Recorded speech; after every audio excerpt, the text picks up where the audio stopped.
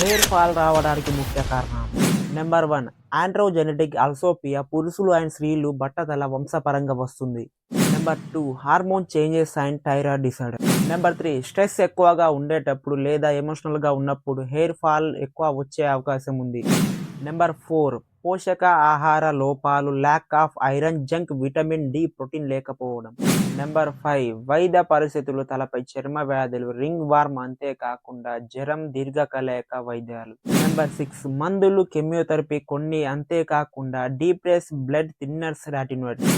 Number 7, hair style treatment, బిగుతుగా ఉండే జడలు, అంతేకాకుండా కఠినమైన రసాయనాలు. నెంబర్ 8, ధూమపానం జుట్టు వేర్లను దెబ్బతీస్తుంది. హెయిర్ ఫాల్ రాకుండా ఎలా గుర్తించాలంటే కారణం ఏంటి అని ఖచ్చితంగా తెలుసుకోవడానికి డాక్టర్ని సంప్రదించండి. పోషకాలు అధికంగా ఉండే ఆహారంలో ప్రోటీన్, విటమిన్ ఎక్కువగా ఉండేలాగా చూసుకోండి.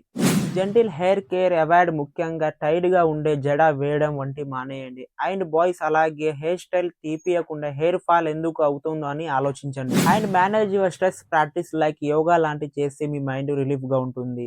And review your medication, consult your doctor about potential side effects. ఈ వీడియో మీకు వర్త్ అనిపిస్తే ఒక లైక్, అలాగే ఇటువంటి వీడియోస్ మీకు రావాలంటే మన ఛానల్ని సబ్స్క్రైబ్ చేసుకోండి.